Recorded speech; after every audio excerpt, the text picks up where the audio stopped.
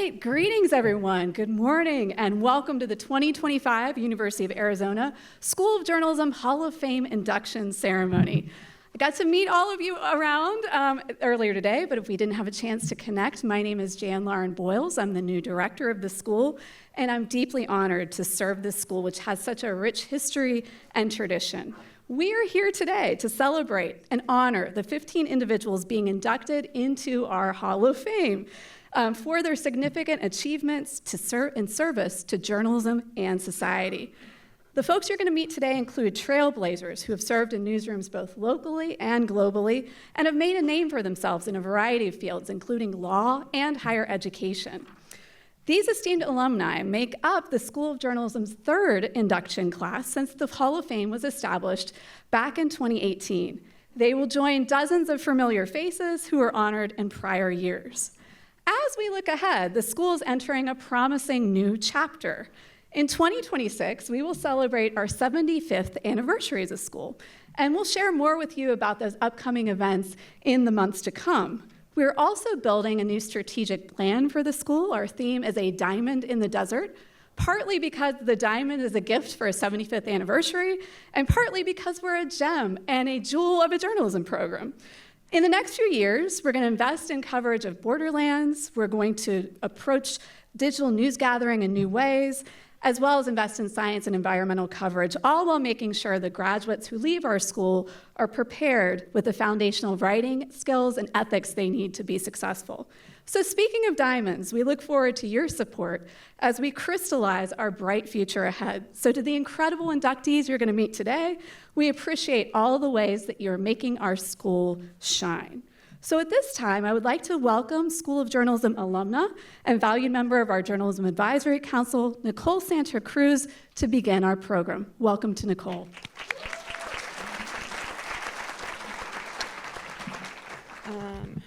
Hello, everyone. I'm Nicole Santa Cruz. I'll be your MC today. I graduated from the School of Journalism in 2009. And I currently work as a reporter for ProPublica's Southwest office based in Phoenix. I also spent more than a decade at the Los Angeles Times before moving back to my home state of Arizona.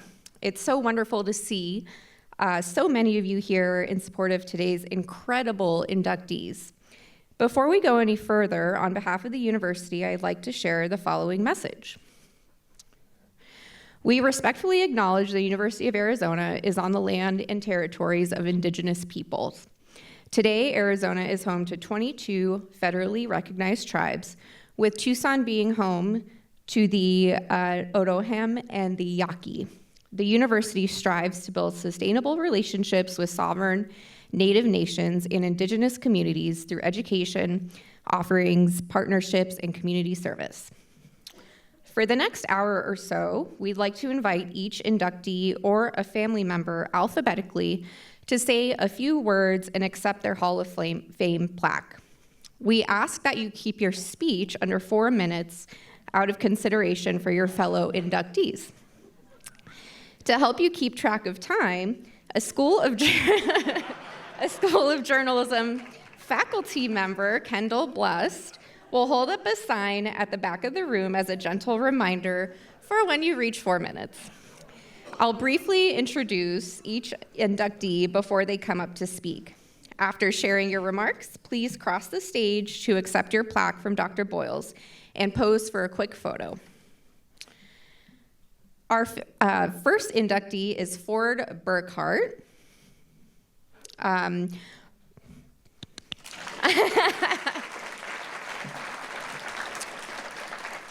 So Ford is a professor emeritus at the School of Journalism and a former editor and writer at the New York Times, where he contributed to a Pulitzer Prize-winning series that profiled each victim of the 9/11 terrorist attacks. Throughout his teaching career, Ford shared his passion for journalism around the world, earning 3 Fulbright fellowships and several international teaching grants that took him to Malaysia, Nigeria, Uganda, and beyond. And Ford may come up.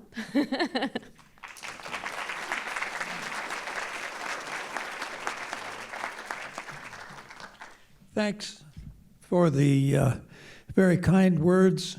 Am I okay? Of praise. I have 2 words in response to that. No praise. And that's going to come up several times in my career.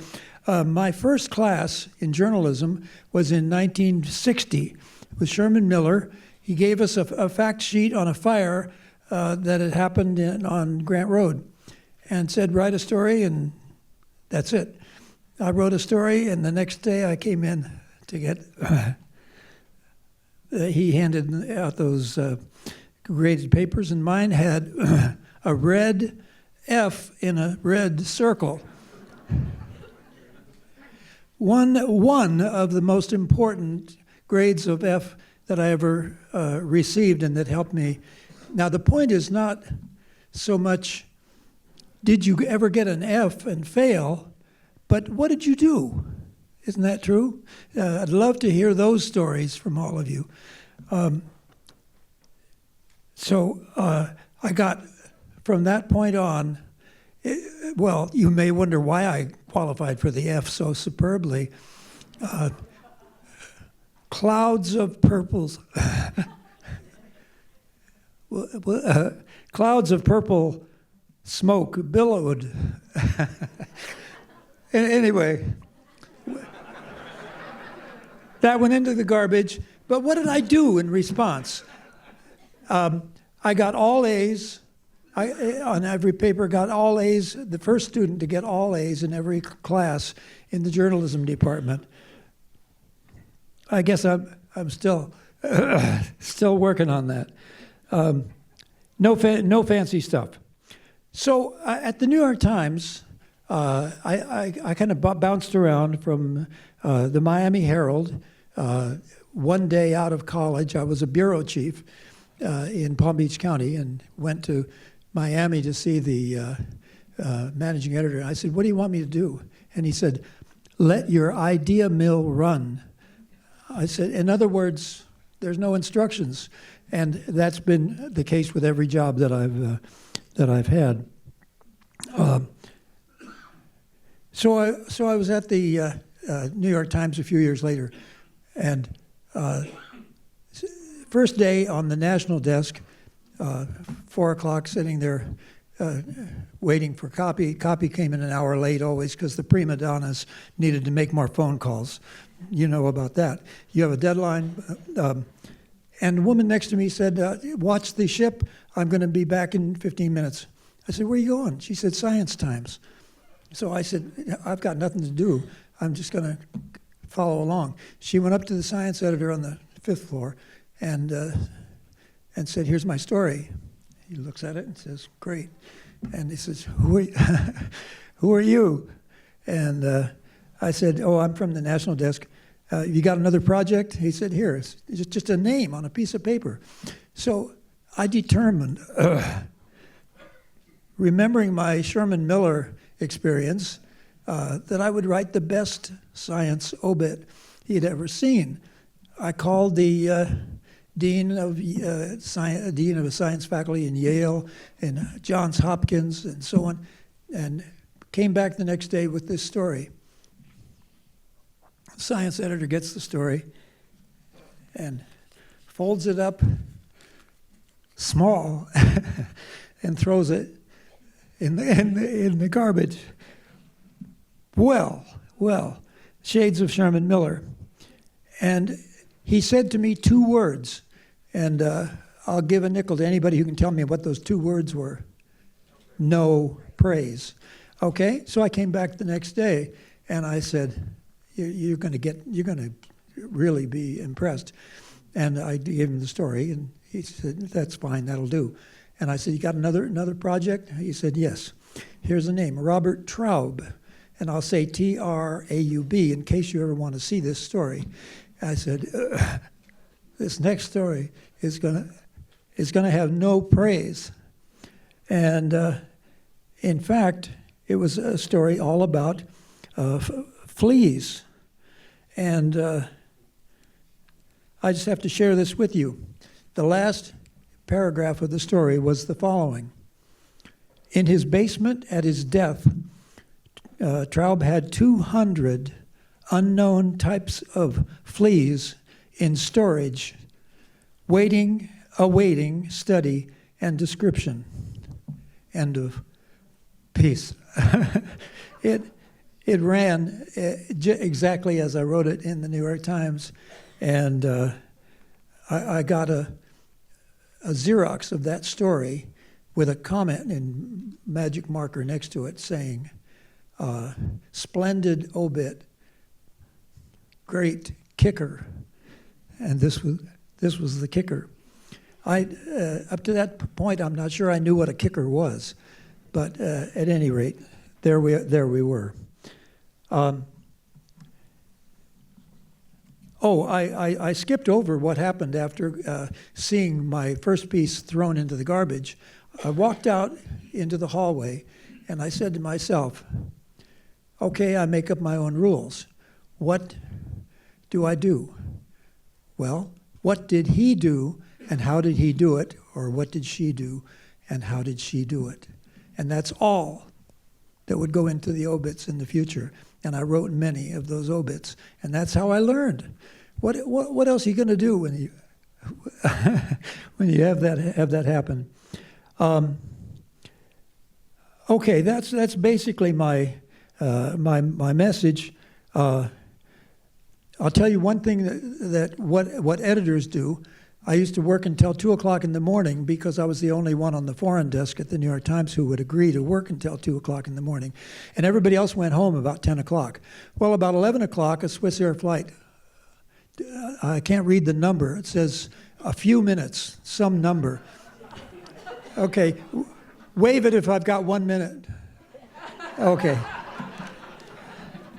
All right, you're going to have to come up and buy me a drink if you want to hear how the New York Times got a story at 11 o'clock at night. Everybody had gone home except me and 2 other editors, and 250 people had just been killed in a plane crash off of the east coast of Canada, a Swiss Air flight. And it was my job. I went to Marty Barron, who was the supervising editor that night, and I said, what do we do with this? We don't have time. He said, you've got half an hour. We need a byline, a New York Times byline, and it's going to go on page 1, and you've got half an hour. Well, am I over? How I did it is one of the most exciting stories that you will hear. And I guarantee there'll be no praise, but I'll give you the nuts and bolts of how I did it.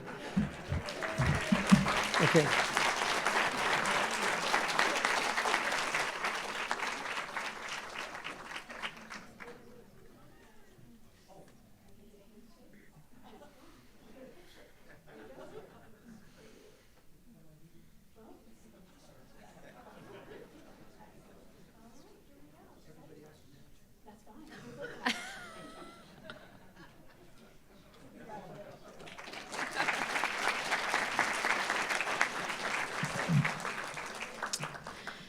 Next, we will honor the late Susan Carroll, a talented investigative journalist who we sadly lost last year at the age of 46.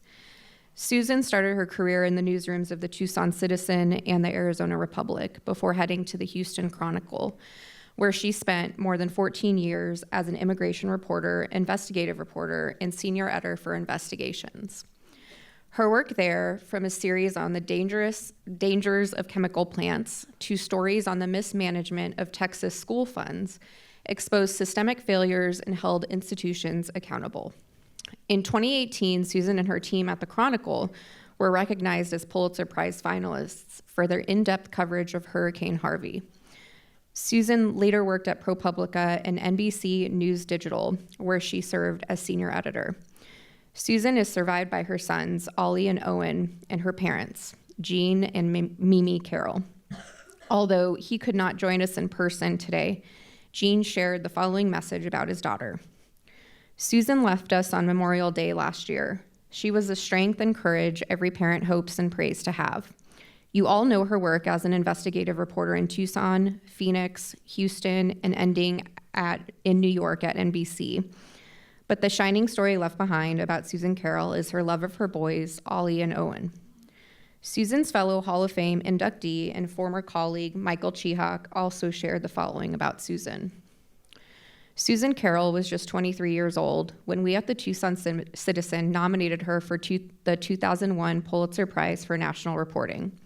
Susan was the Citizen's immigration and border reporter in 2000, and her coverage was well ahead of other reporters and news outlets, big and small, in early identification of the tragic deaths in the desert in southern Arizona. She reported and wrote about the story as it unfolded when border militarization in and around population centers, such as Nogales, drove immigrants westward into the harsh desert. In the first year that she focused fully on the story, the remains of more than 130 migrants were recovered in Pima County alone. She told the stories of victims, Good Samaritans, Border Patrol officers, the county medical examiner, and survivors back in Mexican villages. Her coverage was comprehensive, timely, balanced, and always conveyed the human touch. Thank you, Jean and Michael, for sharing those memories with us. Our next inductee,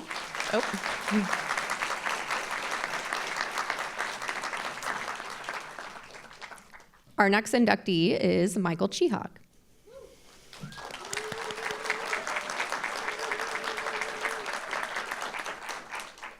Michael is a Tucson native who grew up delivering papers for the Tucson Citizen, the same newspaper he would eventually find his way back to as its editor and publisher. His career has also included roles with the Salinas Californian, USA Today, the Associated Press, and Arizona Public Media, where he served as news director. Today, Michael serves as the chair of the School of Journalism Advisory Council and regularly contributes op-eds to the Arizona Daily Star. Come up, Michael.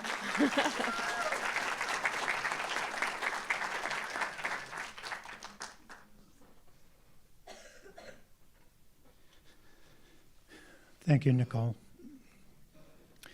Thank you to the School of Journalism and the Journalism Advisory Council for this honor. Thanks also to the many people who have contributed to any success that I might have had, not only in my career, but in my life. Beginning with my wife, Shrada Ildo Oropesa, my children, Ann Chihak Poff and John Chihak, my son-in-law, Kurt Poff, and many friends and colleagues, including those here today. It's extra special to be inducted into the Hall of Fame alongside those with whom I worked and who always made me look smarter and braver than I really am. The late Bob Crawford was my very first newsroom boss when I was 16 years old and a high school correspondent for the Tucson Citizen. That was in 1965. I'll pause briefly while you do the math. Or because we're journalists, maybe I better pause longer. Diane Johnson and I worked together at the Associated Press. Ellen Hale and the late Susan Carroll at the Citizen. Dan Shearer and Linda Valdez were colleagues in various endeavors on various journalistic panels. Melissa Vito was a high school acquaintance. Ford Burkhart was a colleague in what was then known as the journalism department. And finally, the incomparable Fernanda Echavarri, with whom I worked at the Citizen and at Arizona Public Media. To all of you and to all the other Hall of Fame inductees, I'm humbled to be in your company. Thank you.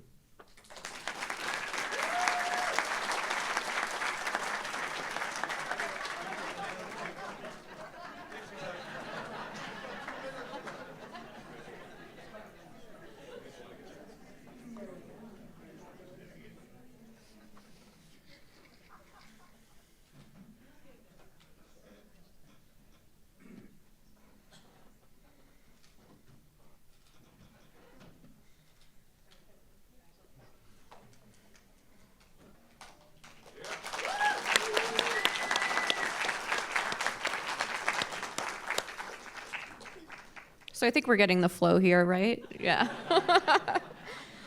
Next up, we have Glenn Cook, Like many of today's inductees, Glenn's journalism journey began at the Arizona Daily Wildcat while attending the U of A, and he earned the student newspaper's 1991 Donald Still Award for Outstanding Service. Glenn is now the executive editor and senior vice president for news at the Las Vegas Review-Journal, where he has worked for nearly 3 decades.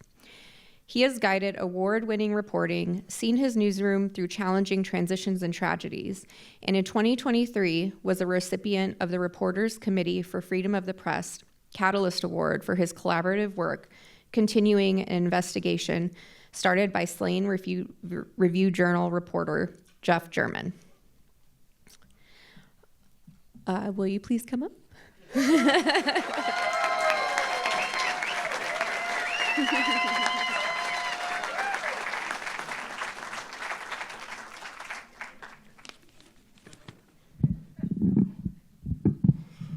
Wow.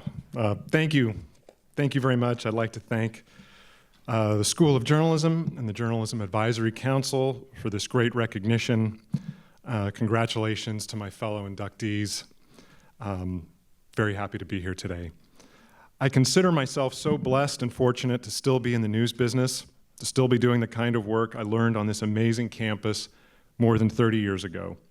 This has always been a calling for me, all the way back to when I was hanging out in the old Franklin building and in the basement of the old student union, working on assignments for class or for the Arizona Daily Wildcat. Those buildings are long gone, but the memories I made with my friends and classmates will never go away. I'm proud to be an Arizona alumnus, and I'm grateful for the path I found at this university. I have a lot of people to thank, starting with my Hall of Fame wife, Stacy. The news business does not come with a predictable, family-friendly schedule. Weeks and even months can get away from you when there's a really big story to cover. Stacy is our family's rock, and I couldn't do my job without her love and support. I'd like to thank my late mother, father, and stepmother for being cheerleaders throughout my career. I wish they were here today. Thanks to my mother and father-in-law for helping to fill that void. To my brother for always being a sounding board. To my kids for their perfect impersonations of me running a remote news meeting. And thanks to my beer league, softball team, and barbecue club, the Pigs, for keeping me in line and keeping me fed. There are so many people at the School of Journalism, the Arizona Daily Star, and the Las Vegas Review-Journal who shared their time and wisdom with me, who mentored me, and who gave me opportunities and responsibility. Jim Johnson, Don Carson, Mark Stewart, Chuck Kramer, Bobby Joe Buell, Charlie Zobel, Thomas Mitchell, Sherman Frederick, and Keith Moyer are at the top of a very, very long list. Thanks to all of them. I also need to call out my entire cohort, my classmates, and Daily Wildcat coworkers from 1988 to 1992.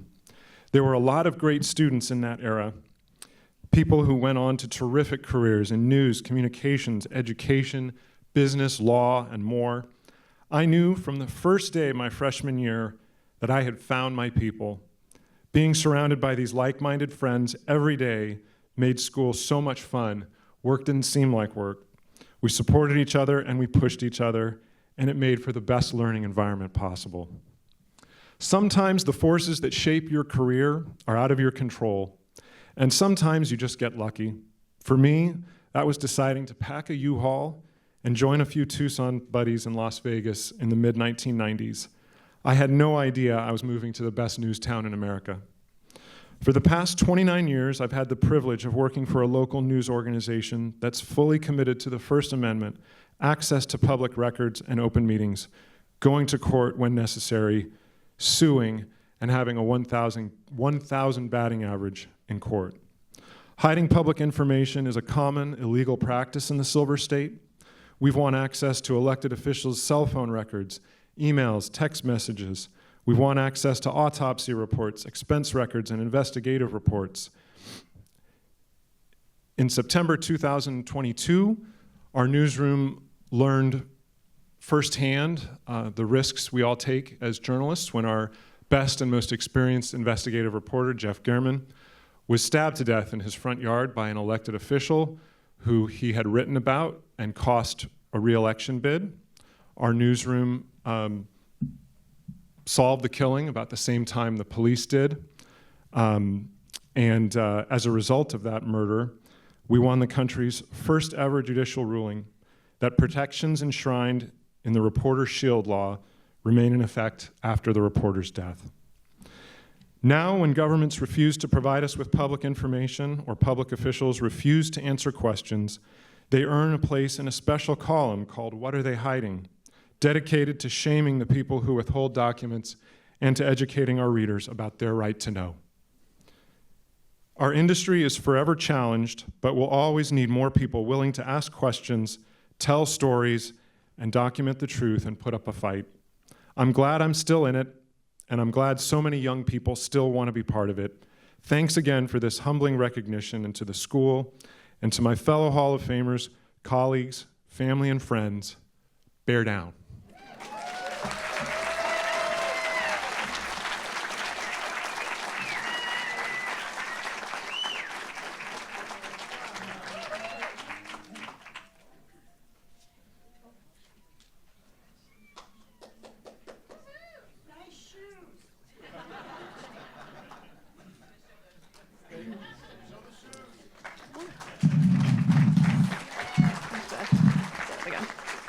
Those shoes were awesome, so yeah, I want a pair.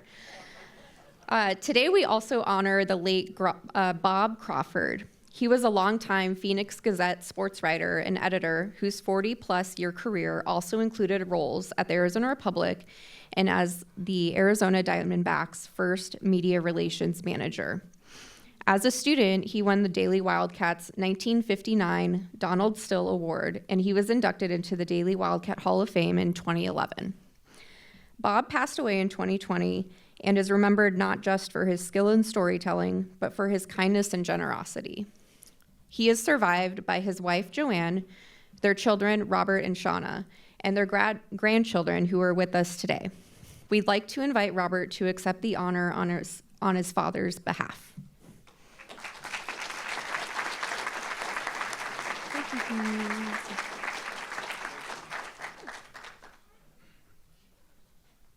Well, hi everybody. What an honor this is. I pulled a Sun Devil move this morning. I'll make fun of myself. I had a nice set of notes for inducting him on my phone this morning. I picked up my mom, put my phone on the roof, and drove off. But I think I can pull this off because I know my dad pretty well. You can kind of see I'm definitely my father's son. You can tell by the hair. He did the comb over, though, so I tried to stop that on our family. Here with me, I have to introduce them. My mom, his wife, Joanne, my sister, Shauna, my daughter, Catherine, and her boyfriend, Jaden. Also, Catherine decided not to be an ASU person like myself and just graduated from U of A here. Molecular biology, Papa would have been very proud, and if anybody's hiring, molecular biology, we're in the second row. It was so great to hear Mike talk about the Daily Citizen. There's so many things I don't know about my father's early life, but I wanted to do something special, but I thought his words would be better. He was inducted into the Wildcat Hall of Fame in 2011, I believe. And we got to go there, and he gave this great speech, and it was so my dad. He is so humble. In fact, his pronouns today would be us and we. And I remember his speech because the theme behind the speech that he gave was how he was in the right place at the right time. And it was a great speech. He went through the whole thing. He went through how he was in the right place at the right time to choose the University of Arizona, how proud he was of the journalism program. It kind of forced what he wanted to do for the rest of his life. He talked about how lucky he was in the right place at the right time when he met my mom. He went through his time at the Phoenix Gazette and that team that they built that he just absolutely loved. His time then at the Diamondbacks, how lucky he was to be at the right place at the right time when Jerry Colangelo reached out. And he ended up having 2 books in the Baseball Hall of Fame about the stadium and the start of the team. And then he talked about how even lucky he was to end up at the Republic doing editing in the later parts of his career. And I look at that and I'm thinking of all the things that he can talk about is other people, his team that he built. And I think maybe he was definitely in the right place at the right time when he met my mom. But I think everything else, in part, maybe everybody else might have been, in the right place at the right time. I do know, I asked him late in his life what he was most proud of, and he said working with a team to put out a perfect product every day. So that's pretty cool. I can't wait to hear from Mike on some of the Tucson citizen stories. So that was about 4 years before I was born, so I'm not trying to age you, but I appreciate it greatly. But I can say as a family, it's such an honor. His legacy, if it could be tied to one thing, it would be the School of Journalism. So thank you very much, and we appreciate it greatly. Thank you.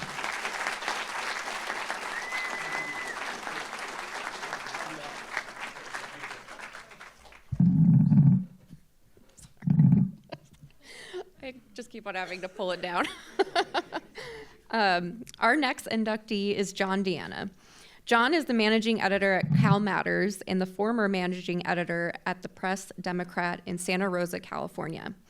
Before moving to the West Coast, John spent nearly 30 years at the Arizona Republic, where he contributed to a 2018 Pulitzer-winning border report called The Wall, and was instrumental in coverage of the Yarnell Hill wildfires and the attempted assassination of Congresswoman Gabrielle Giffords, stories that were both Pulitzer finalists. John is currently a member of the School of Journalism Advisory Council and a 2014 Daily Wildcat Hall of Fame inductee. Please come up, John.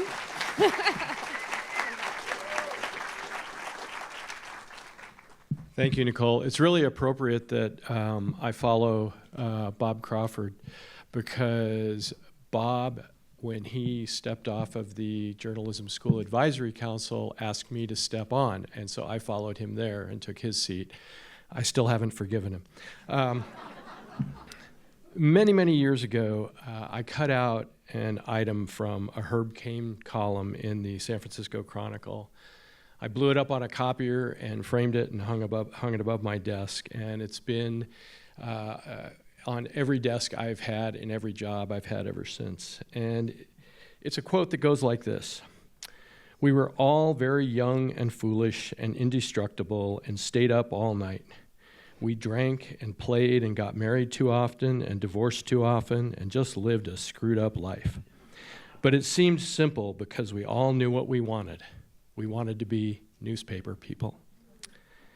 It's truly humbling to think that the work I've done over my career is deemed worthy of being included among that of the amazing professionals in this class, but also among the members of the Hall of Fame who've preceded me. People like Don Carson, who, like Lana Turner, discovered me working in a grocery store. I was stocking shelves. And he recognized me from the school and said, why are you working at Safeway? And I said, well, I'm working my way through school. I need the money. And he says, well, if you get the grades, I'll get you the money, and you start working at the Arizona Daily Wildcat. Don was true to his word.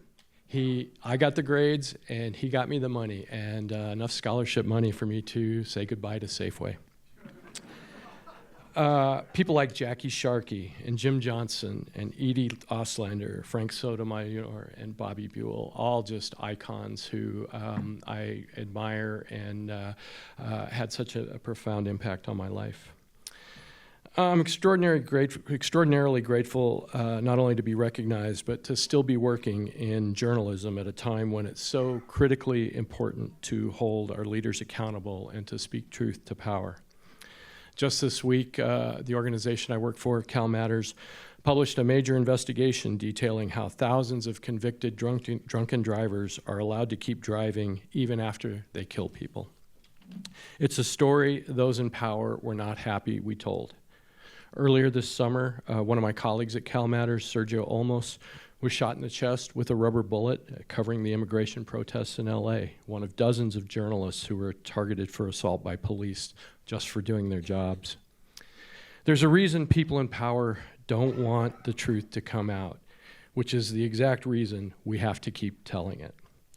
What we do matters, and I'm still as passionate about doing it as I was the first time I walked in the employee entrance of a newspaper 42 years ago.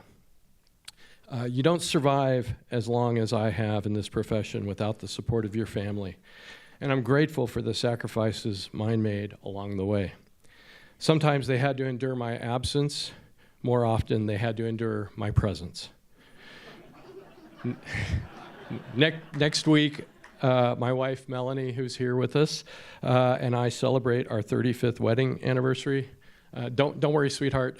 Dinner at El Charro last night does not constitute our anniversary dinner. My daughter, Natalie, who is a 2016 UA Journalism and Communications grad, bear down, and my son, Jack, who flew all the way from D.C., are also here as well. Jack, I'm really sorry for that time I forgot to pick you up at hockey practice, but I was working on breaking news, so. My brother, Greg, who is also a UA Journalism alum, and his wife, Lori, are here. I love you all, and I'm so happy you could be here to share this moment with me. I learned a lot of lessons during my time here, many of which were related to me not being as smart as I thought I was. I also met many lifelong friends, like my old roommate Jim Kaye, who's here, and David Bodney. David represented a bunch of shaggy-haired Arizona Daily Wildcat journalists who had the temerity to sue their own university for public records and win. So bear down again. And in what has to be one of the most full circle moments ever, David represented me in a press freedom lawsuit that he successfully argued in front of the Arizona Court of Appeals to a panel that included one of my fellow inductees, Judge Diane Johnson. Thank you, Judge, for your wisdom, and thank you, David, for the many years you've spent fighting for the First Amendment. Speaking of my fellow inductees, there are two who are no longer with us. I had the privilege of working with both of them. Susan Carroll was as tenacious as a reporter as they come, a truly gifted storyteller with a passion for justice. And Bob Crawford was living proof that you can reinvent yourself at any age, win a World Series ring, and that you don't have to be an asshole to be a great journalist. Lastly, I'd like to say a few words to all the young people who may be here figuring out what this journalism thing is all about. I'm so excited for you. Not only do you get to learn under the vision and leadership of our new director, Dr. Boyles, but you have an amazing faculty and many alumni to help guide you on your journey. You're probably hearing a lot of crap right now about being a dying industry and corporate takeovers and news desert. It's true, we're at an inflection point, and that the shakeout has been brutal and very bad for democracy.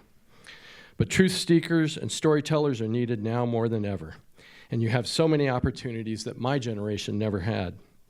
Podcasts, vertical video, long form, photography, data science, hyperlocal sites, and who knows what platforms we haven't even thought of yet. We welcome your ideas, your idealism, your creativity, and your enthusiasm, and we're grateful for you to pick up the torch and carry the light forward. There's an old movie from the 1940s that seems oddly prescient these days. It's called Deadline USA. In it, Humphrey Bogart plays a managing editor whose paper is about to be bought by a competitor that intends to shut it down and eliminate the competition. Sounds kind of familiar. Meanwhile, his reporters are chasing a big investigative story about how the mob was taking over the city. It was a race against time to publish the story before the paper folded. Amid all the chaos, a bright-eyed college kid approaches him for a job with a letter of reference for his professor. Bogart dresses him down pretty sternly, but then he says this, "So you want to be a reporter? Well, let me give you some advice about this racket. Don't ever change your mind. It may not be the oldest profession, but it's the best."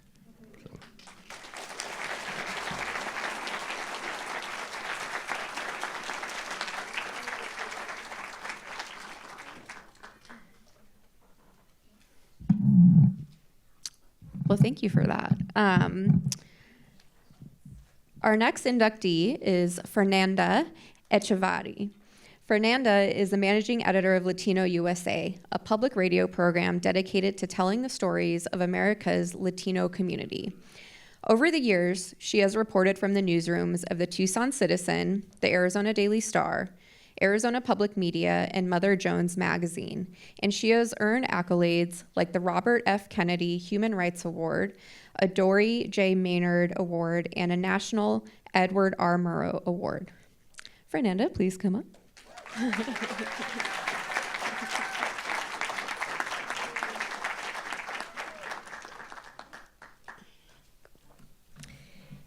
It's almost like it was planned that I was going to speak right after you, because we just wrapped an episode this week of Latino USA in collaboration with Cal Matters and with Sergio Olmos, who you just mentioned was hit with a rubber bullet. So so many connections. What an incredible honor to stand here and to be surrounded by such inspiring people who are also being inducted into the Hall of Fame, and also by family and friends, some of who came in from Mexico 2 days ago, so thank you. Earlier this week, when I tried to find time to write the speech between edits and recording this week's episode, I had a hard time. I could talk about how it started, how when I was a 22-year-old reporter, I took on an investigation into police corruption at the Tucson Citizen, and how for months I was on such a high that I was unaware of some of the risks I was taking. I could talk about how strange it felt to get behind a microphone a few years later, to be on the radio for the first time, not only because English is not my first language, but because the people who were on the local NPR station at the time were all white men in their 40s, and I did not sound like them. I could also recap what it was like to be one of the handful of reporters who, in 2014, went inside a Border Patrol warehouse in Nogales to witness what the world would later know as kids in cages. How I had to sob in the car before getting myself back together before I could call in a report to the station. But here's the thing, I'm a storyteller, so trying to pick one story, beginning, middle, and end, that would encompass what I wanted to say here was just impossible. I have had an unbelievably fulfilling almost 20 years as a journalist, and I believe that it's been a result of 3 things: being myself, taking risks, and work ethic. Ever since I was little, I was a very curious child. I like to find out how things work, the why behind them, the context, the history, and I also have this thing for calling out injustices, to hold people accountable, to look for facts. And looking at the last 20 years, I think I chose the right career. I also feel a lot. I feel very deeply. And you could argue that perhaps that's not such a fit for being a witness to terrible events and carrying them with me. But I actually think it's the opposite. The day that I stop being enraged by injustices, inspired by beautiful stories, or devastated by loss is the day that I should stop being a journalist. 10 years ago, I moved to New York City to be a producer for a weekly national show that airs on NPR, Latino USA. This was a hugely influential moment in my life, but mostly my career. It was a big risk. It was not fancy. It was tough. Today, I'm the managing editor of that show.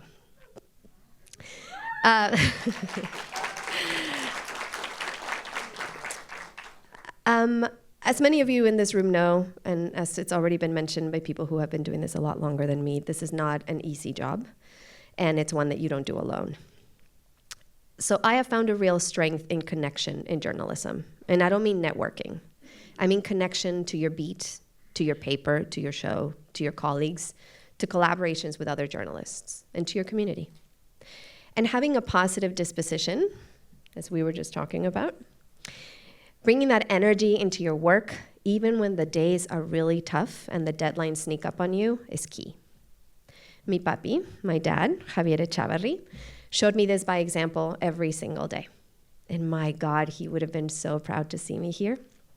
His wildcat, in front of all of you, receiving this award. Te escucho, papi, diciendo, eso, ratona, con una sonrisa enorme. Now, I want to end by expressing gratitude for the many people who have helped me along the way, to the amazing colleagues and editors that I have had over the last 20 years, and to my husband for, since we had a little kid into this world, allowing me to disappear for a few days to go cover a story. But more importantly, I want to share how amazing it feels to watch my daughter in the front row, Camila, watching me right now up here.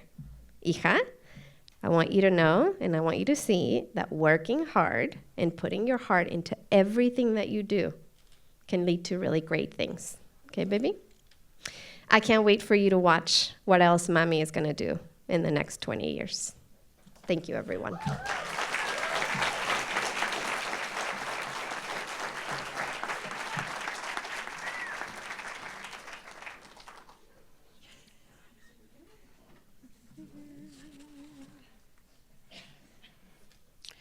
Now that we are at the midpoint of today's program, let's hear another round of applause for all the incredible inductees we've honored so far.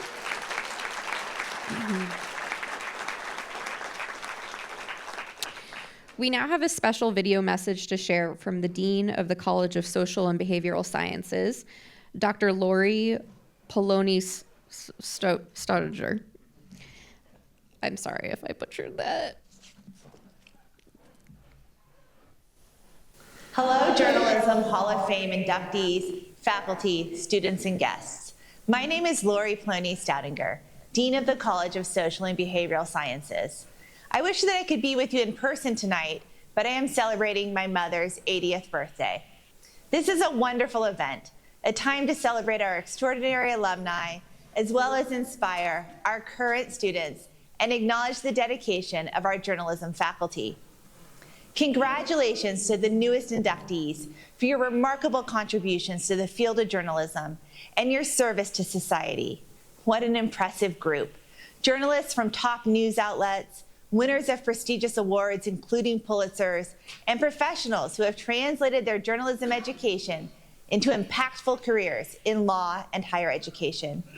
Your extensive accomplishments stem from your talent and hard work over your illustrious careers. The fact that the School of Journalism has such a robust Hall of Fame speaks volumes about the quality of the school. For 75 years, the school and its talented faculty have trained and mentored outstanding journalists and professionals. I want every degree in SBS to provide students with valuable skills that last a lifetime. The School of Journalism is a model of this, teaching students clear writing, thorough research, critical analysis, and ethical reporting. Today's inductees have used these skills to make a difference in the world. In the College of Social and Behavioral Sciences, our vision is a just world together. The work of our newest inductees moves us closer to that vision. Your work is essential to democracy and civic engagement, causes that are near and dear to my heart. Thank you for the important work that you do. You are a point of pride for our college and an inspiration to our students. And thank you for being part of our Wildcat and SBS community. On behalf of everyone in the College of Social and Behavioral Sciences, congratulations and bear down.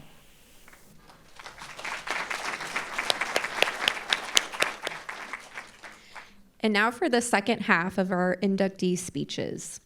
Our next inductee is Ellen Hale. Prior to her retirement in 2016, Ellen spent more than a decade at the Associated Press as a senior vice president and director of corporate communications. She has also served as USA Today's London correspondent and held roles at Gannett News Service, the Journal News in Westchester, New York, and the Tucson Citizen. She has also served as USA Today's London correspondent.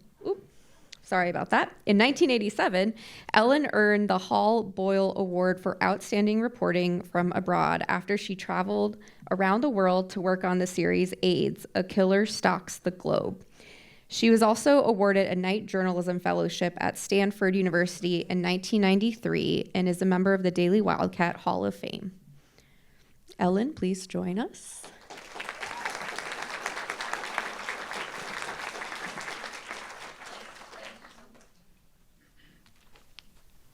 I thank you. I so appreciate this, and I am honored to be honored among such an incredible group of colleagues.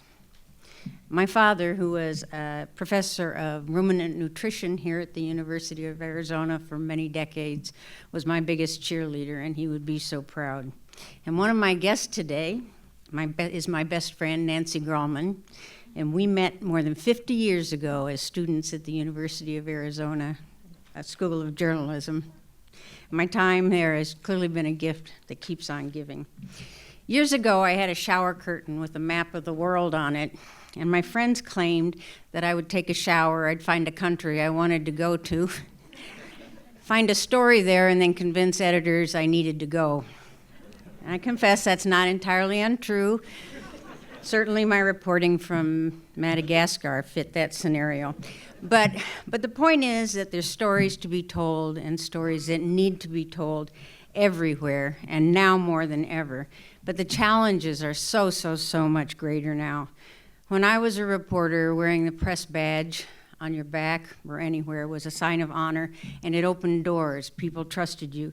Today, it can be like hanging a target on your back, literally, as we have seen sadly too many times. The practice of journalism that I grew up with has become an obstacle course. The public good we believed we served has fractured. I'm frankly not sure I would have the stuff to be a journalist today. The range of skills you have to have didn't exist when Mike and I were reporting, and bearing witness, reporting truthfully with standards and accuracy can be Sisyphean in the current media world. And then comes the hard part, getting believed. When I worked at AP, it was a full-time job defending facts and accuracy, and more so today, even if it means getting kicked out of the White House for continuing to call the Gulf of Mexico by its real name.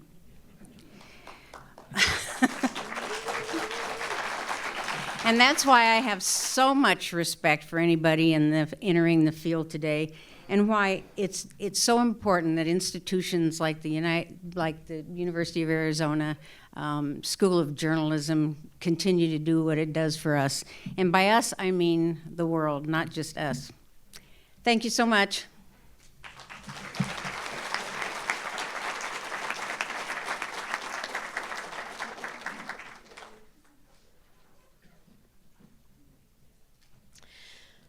Up next, we have Hans Letz. He is the founder and general manager of KBUU Radio. Sorry. I messed up. Our next inductee is Diane Johnson. After graduating from the U of A, Diane worked as an editor and reporter at the Arizona Daily Star before attending law school at Stanford. She has practiced law in California and Arizona and was appointed to the Arizona Court of Appeals by former Governor Janet Napolitano in 2006, where she served for 14 years. In 2020, Diane was named the Arizona Judicial Branch's Judge of the Year and now serves as senior counsel at Perkins Coie Law Firm in Phoenix. Diane?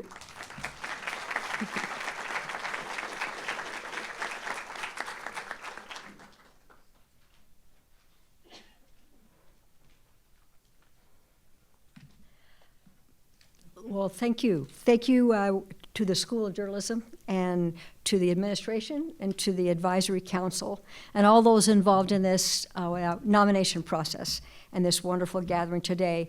I am in awe to hear and read the stories of my colleagues here. And it's great to hear the name checks. Michael reminded him this morning, gave me my first job in journalism many decades ago, and to hear some of the other names, John Carson and Icon in my time, and someone who became a lifelong friend. I was always grateful for him.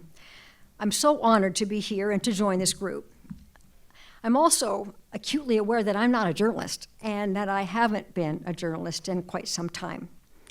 But I'm proud to say that I didn't waste the lessons I learned in the School of Journalism. I learned how to write clearly. I learned how to rewrite and to rewrite again.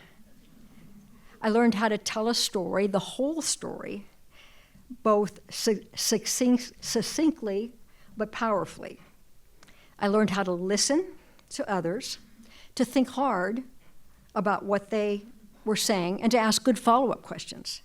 I learned to be curious and how to be skeptical and tenacious.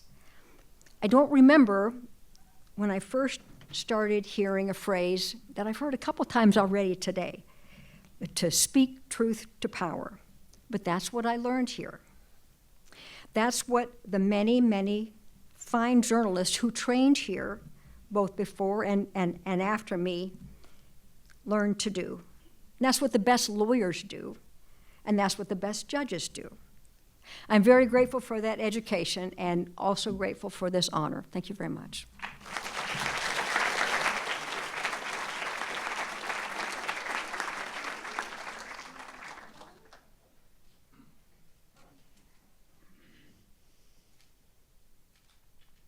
Well, I will introduce him again, but up next we have Hans Letz. He is the founder and general manager of KBUU Radio, a community station in Malibu that has stepped in during recent wildfires to deliver critical local news. Hans kicked off his career as a broadcast journalist in Tucson while attending the U of A and later worked as an assignment editor in LA. He continues to produce newscasts at KBUU with a team of volunteers and his wife, Diane, a fellow U of A alum. Please join us.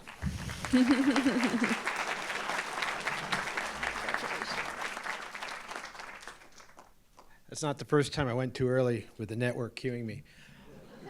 I stand before you truly humbled and embarrassed. I had the longest string of auto E's in RPA in University of Arizona history, 19. And the reason for that was because I missed all the meetings because I was working for the Tucson Citizen covering South Tucson. And I was covering the John Harvey Adamson trial, stringing for UPI during the daytime. So I missed all the assignments.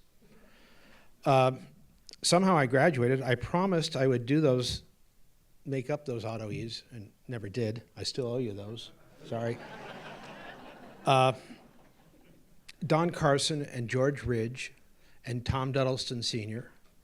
and Abe Chanin and Clyde Lowry and Hugh Harrelson over at Health Services, who is the director of the Wildcat Board of Directors, I guess they called it. Those guys were giants, and they passed on to us, the men and women trying to follow in their footsteps, the unbelievable need to spell things right, to get middle initials, to fear the auto E. As a sophomore, I got a job working in Phoenix as a night clerk at a hotel. And Paul Davenport and I both moved up there and shared an apartment. Davenport got a real job. I was working at a hotel. And Carson called me early that summer and said, "Can you be in Nogales on Monday morning?" They lost their reporter. Sure. So I ran down there, walked in. The county sheriff was on trial for embezzlement, and the jury was going to go out that morning. So that was my first story as a professional. And the typesetter, we used to have those, lost my first 3 paragraphs. So the story that ran in the Nogales International was the color paragraph, saying the jury was out for 3 hours and before they returned. The headline was right, but the story was wrong. So I brought this newspaper into Carson, and he said, "Your lead sucked." And it did. It really was awful. That was what they taught us, that kind of stuff. And it was to prepare for a world now where journalism is in moral danger, and where truth is in moral danger, and where people like us really need to keep at it. And you all know that. Journalism was about telling things right. I worked in LA television. My wife and I bought a wreck of a house out in Malibu back when houses were cheap there. And there are 2 Malibus. There's the TMZ Malibu, and there's the my cat just got eaten by a coyote Malibu. That's what we're in. So I spend my days covering city council, school boards, California Coastal Commission, County Board of Supervisors. They're on the internet now. It makes it great. But I cover those meetings religiously, trying to get the middle initials. Well, we're in radio. We don't use initials. But trying to get the facts right. And it's meatball journalism, and it's really, really fun. I was running a small radio station up in Mammoth Lakes once, and I got a call. I was really more of an advisor, and the news director called me and said, "We ran a story 15 years ago about a man who was convicted of drunken driving, and he's trying to get a job. and he wants us to pull the story out of our archives because he can't get a job in Mammoth Lakes. So I said, I'll call you back. And I thought for a few minutes, and what would these guys at the U of A do? What would they tell you? Do we change history, or do we be nice to the guy? Well, they taught us humanity here, and so we pulled the archive, and it's those kinds of decisions that these people here made us capable of doing. I need to thank my friend Paul Davenport, who got me down to the U of A, who has been a friend. He's responsible for me standing here in every way. Pat Sallin, his wife, is down. Pete Waters and Laura Stone, both UA grads, both journalists, are here. They're retired now up in Flagstaff. My daughter Emily flew in, and I really am happy for her. Most of all, though, I have to thank Diane Letts. I met her right over there 49 years ago. We've been together ever since. She's been a support. She's my chief engineer at the radio station now. When something goes down, she fixes it. She's been amazing, and I'm humbled. I'm truly, truly humbled, and I still owe you 19 auto E's. Thank you.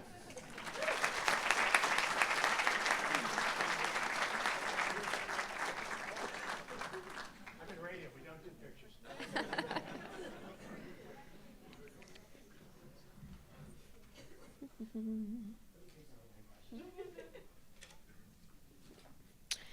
Our next inductee is Sal Loeb. Sal is a photojournalist for AFP who has documented White House politics, global events, presidential Air Force One trips, and even the storming of the Capitol on January 6th.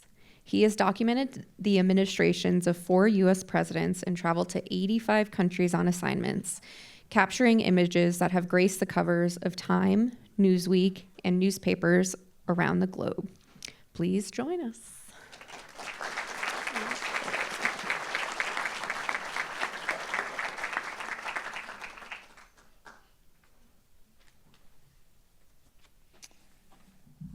Thank you to the School of Journalism for this tremendous honor. This is an amazing group of Hall of Famers, and I'm humbled to be among them. Now, I know this is the part where I'm supposed to reflect on my career and say something inspirational, but I'm a photojournalist, and I'm used to letting my photos do the talking. I'm grateful that U of A gave me the foundation for this path. I remember visiting Professor Jim Johnson in high school, and when I told him I wanted to go into photojournalism, he said the journalism part was just as important as the photo part, and he was right. And that couldn't be truer today. Covering the Wild West of Tombstone, Arizona can strangely prepare you for Washington, D.C. Being a photojournalist in Washington is an often absurd privilege. I get to photograph the country's most powerful people up close, sometimes way too close. I nearly gave President Trump COVID in July of 2020. And he still once said, I was one of the best photographers in the world, which is flattering. And we all know President Trump always gets all the facts exactly right. Whenever I walk into the White House, or at least what's left of it, or fly on Air Force One, the same plane I went to watch Land with my father as a kid, I can't believe that I get to do this job every day. Most of the time, my job is long days, bad lighting, and waiting for something, anything to happen. Of course, these days, a lot is happening. And I'm lucky AFP gives me a front row seat. I've been fortunate to capture some surreal, history-defining moments. A man throwing his shoes at President Bush in Iraq, President Obama addressing hundreds of thousands of people in Hyde Park on election night in 2008, President Trump meeting North Korean leader Kim Jong-un, and a man in horns attacking the US Capitol, who naturally was from Arizona. There are the lighter moments too. A kid giving President Bush side-eye during a school visit, a business owner lifting President Obama off the ground in a giant bear hug, the scandal of Obama wearing a tan suit, and President Biden eating ice cream all the time. He often offered to buy me a cone as well, but thanks to the ethics instilled in me by his journalism school, I always had to politely decline. So thank you very much for that. There's no controlling the hours or last-minute travel. Just ask my wife, Jen.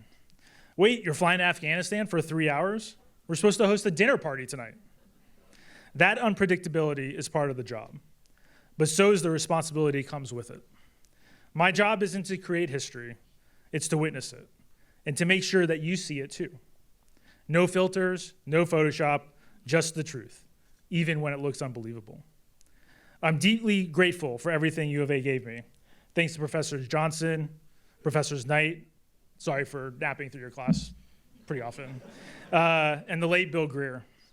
And for my time at the Daily Wildcat, especially the friends I worked with, Chris Caduto, Kevin Klaus, Brett Farah, and many others, under the incredible Mark Woodhams. Special thanks also to my editors at AFP, my colleagues, and most importantly, my wife, Jen, and my kids, for putting up with the long hours, the unpredictability, and the occasional need to explain that, yes, I was at the Capitol on January 6th, but no, I was not one of the ones breaking through a window. Thank you very much for this honor.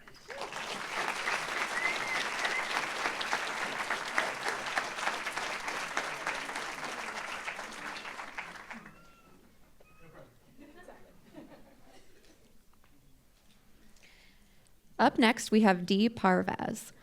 Prior to her current role as an editor for NPR, Dee reported on global conflicts and human rights issues from around the world as an Al Jazeera senior producer and reporter. She has covered major events from wildfires and earthquakes to nuclear meltdowns and political upheaval. Her frontline reporting in the face of danger, including being detained in Syria while covering protests in 2011, have earned her awards such as a McGill Medal for Journalistic Courage and a National Press Club Freedom Award. Please join us.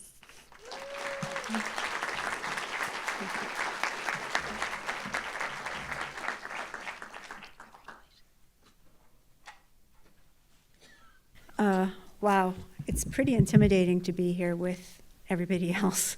For context, Professor Burkhardt was the first class I had as a journalism student in 1997. Well, 95. And he is right in terms of learning from your mistakes. And I knew I had to go to J school, really, in part because I'd actually had a job in a newsroom before this, before journalism school. I decided I wanted to live in Tokyo for a year. So 22, packed up my bags from Canada, went there. And I saw a job ad for a spot on the international desk at the Asahi Evening News, which is one of the big newspapers there, an English language one. I walked in, I took a copy test, and I had no idea what it was. I'd never taken a copy test. I didn't know what the AP Style Guide was. And most of the questions were written by these former Stars and Stripes editors, so it was like a bunch of Vietnam-era trivia, which I was not well-versed in at all. But somehow, I answered one question correctly that nobody else had ever gotten right. That's because of my background. I'm Iranian, I was raised Muslim, and the question was, what is the meaning of Islam? Should you ever get that, it's to submit. It'll get you a job. But they still said, look, you bombed this in a way we've never seen anybody bomb a test, but we'll give you a shot because you answered this one question correctly. That's interesting. So what do you give the Muslim kid as her first assignment, possibly leading up to a job? You tell her you want a first-person piece on working in a hostess bar in Tokyo. So I was teaching English to like businessmen during the evenings, but I had to take some time off from teaching to like go get a job at a club called the Hot Box in Roppongi, where I poured whiskey for salarymen, sang songs for them on the karaoke machine. I'm a terrible singer. And I wrote about what it's like to be a foreign person. They were the gaijin bars, the foreign girl ones that they were interested in. Wrote a piece about that, and that got me the job. And I had so much to learn. And one of the editors there, Harasan, he had a way of letting me know I'd made a mistake by coming up to my desk, standing over me, and he had this booming voice that I cannot quite emulate, but I was never just wrong or an error. I was completely wrong. You are completely wrong. So I figured, I guess I need to go to school for this stuff. So, the market at the time, too, it wasn't laughable to get a master's degree in journalism. So here I came, and I learned so much from Professor Burkhardt, Professor Sharkey, and the late, great Phil Mangelsdorf, who was my thesis advisor. And they're right, when John Deanna and Glenn Cook talk about, the importance of what we do, to anybody going into journalism, starting out, thinking about it. You hear a lot of stuff about how what you do doesn't matter, you're in a dying industry, nobody cares. You know what? They don't shoot at people and lock them up because they don't care about what they're saying. Keep that in mind.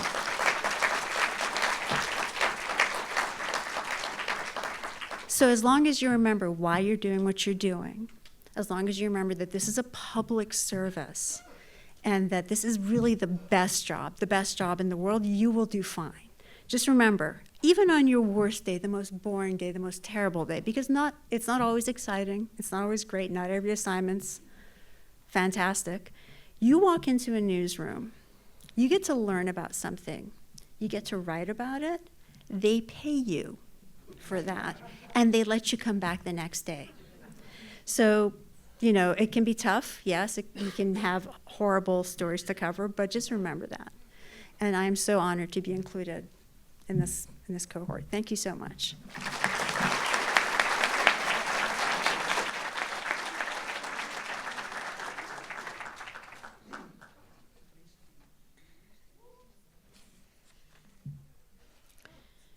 Our next inductee is Dan Shearer. Dan is the editorial director for WIC Communications and the editor of the Green Valley News and Sahuarita Sun, the newsrooms of which have earned 24 first-place awards from the Arizona Newspapers Association. Earlier this year, he was named one of Editor and Publisher's 2025 Editors Extraordinaire. Prior to his current roles, Dan spent 2 decades at the Arizona Republic as an editor, reporter, and page designer, and previously worked at the Palm Springs Desert Sun. Please join us.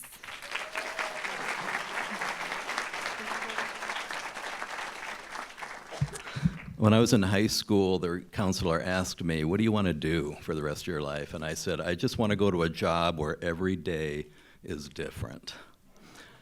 I got it in spades, and it has been terrific. I have reported from not 85 countries like Saul, but I have reported from Pakistan and Israel and Mexico several times, but that's not what turns me on. What turns me on is local news, community news, being at those council meetings, putting the screws to the Board of Supervisors, fighting for public records, arguing with the police chief. All of this has happened many, many, many times, and I love it. I probably love it too much.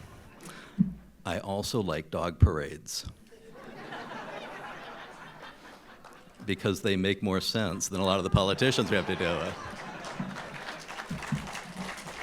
But I love everything about my job, but I want to say one thing. So much has been said today that I won't repeat, but I thought if I ever had an opportunity like this, which I never did think I would thank my wife, because it doesn't happen without that support at home. The many times I have not been there, she has carried the burden. I love you, I love you, I love you. Thank you.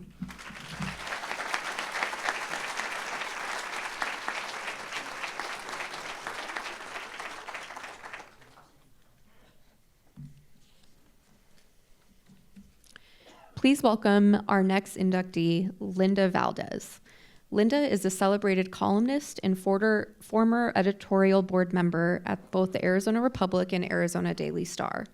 Her commentary on topics such as immigration, education, and the environment earned national honors, including a Pulitzer Prize nomination in 2003 and a Scripps Howard Walker Stone Award. Linda is also an accomplished author and visual artist who has had her photography and artwork showcased throughout the state. Linda, please join us.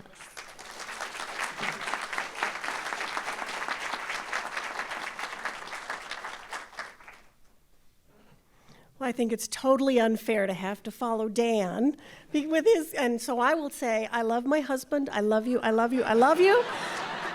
How else am I going to go home today? And thank you so much. It really is an honor to be here, and it's an honor to be here with this group of people. So many things have already been said about the importance of journalism. And being the second to the last person, I'm going to give you the great favor of not going over all of them, except to say that it really, really is important. And it's really changed in the years that I practiced journalism. I went from being a respected professional to an enemy of the people. And we've got to remember that to keep speaking the truth, as everyone is saying, and to keep giving a hard time to the people who don't make as much sense as dog parades. And that's about it. I want to thank you very much for all of this. It's an honor to be with this group of people. It's been an honor and a privilege to be a journalist for the years that I practiced. It's a most wonderful profession, and it's the most important profession. So thank you very much.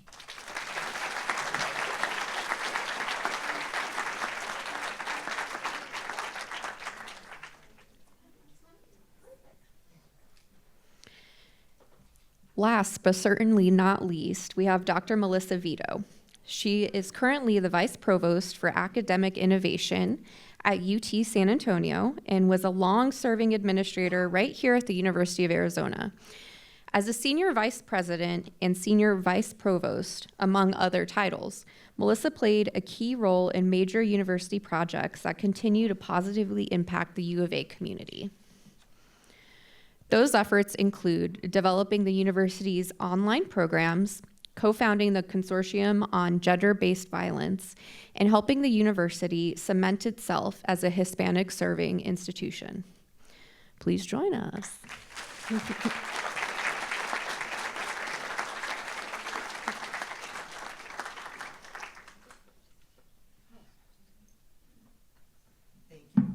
Thank you so much. I'm super humbled, and a lot has been said, but I'm gonna say there's like nothing worse than being in a room of journalists who comprise the best storytellers on the planet and being last and having to tell my story. So I will also be brief. I wasn't a practicing journalist. I mean, I worked on the Wildcat with Diane and Mark Kimball and loved that and did some freelance work and still occasionally will do a little bit of freelance work, but I ended up with a career in higher education. And I think that my story is that what we learn as journalism students are the skills that should be embedded in the life, the talent, the mindset of every single person who goes out into the world. There's never been a conversation I've had or a talk I've given where I don't always talk about journalism, because it really is what made me who I am. I mean, I was kind of a punk when I was at the U of A. I had skipped a grade. I was young when I started school because my parents were nearly 40 when they had me, and so they wanted me out to get socialized. And so which I get. And so, you know, I went through 4 years, was an English major, and thought, I'm not quite ready to go. And I took a journalism class. And honestly, I found my soul in that course and then was able to do my degree.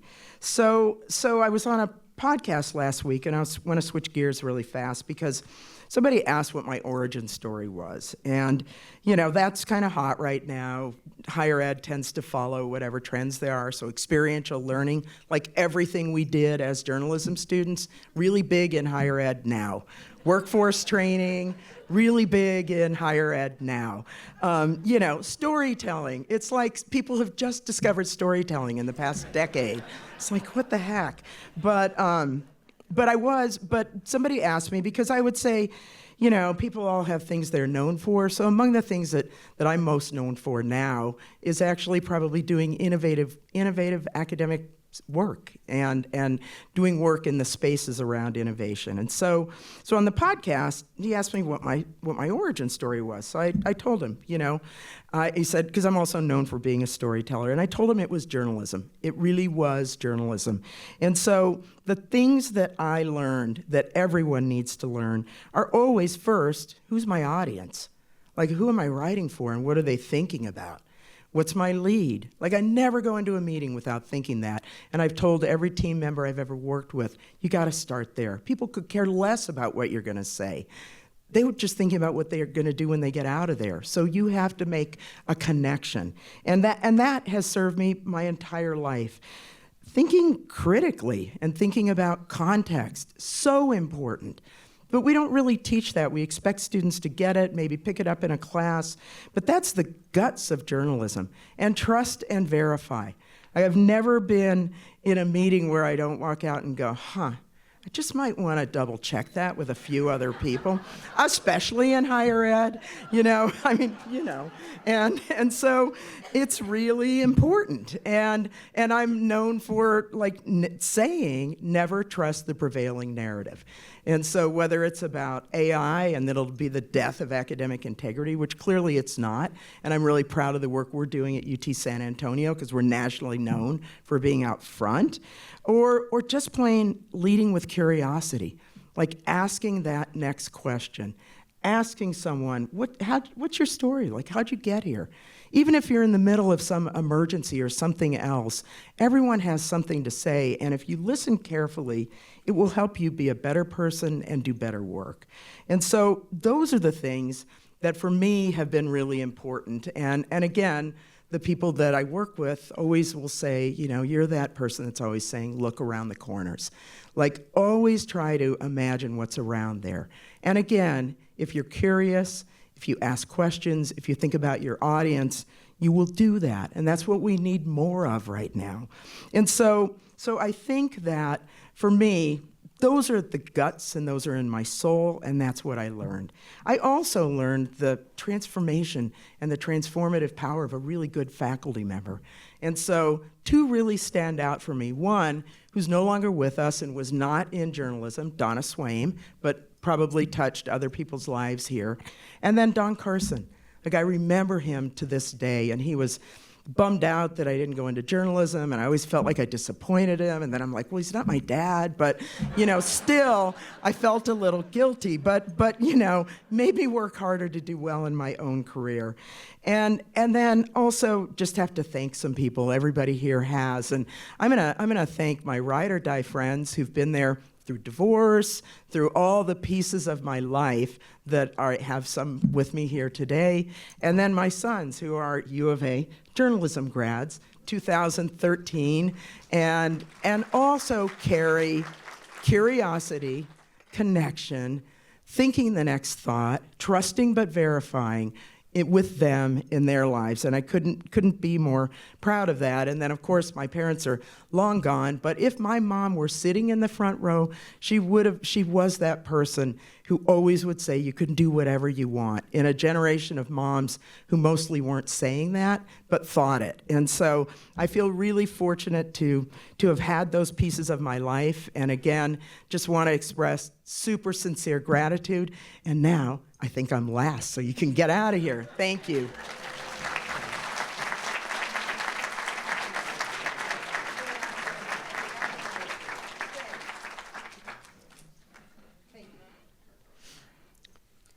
Wow, I think I've experienced a whole range of emotions. These speeches have been so inspiring. So thank you again to all of the inductees and all of their wonderful words today. I would now like to welcome Dr. Boyles back to the podium. All right, well, please join me in one final round of applause to recognize today's inductees.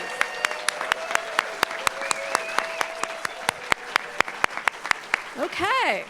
We have one final note of business. We would love all the inductees to come forward for a group photo. So if you could come forward, and while they are coming to the front, one final word of thanks to our faculty and staff, particularly my colleague Jessie, for all of the hard work behind today. And with that, that concludes our program for today. Thank you so much for all of your outreach and your hard work, and we look forward to seeing you for our 75th anniversary next year. Thank you so much.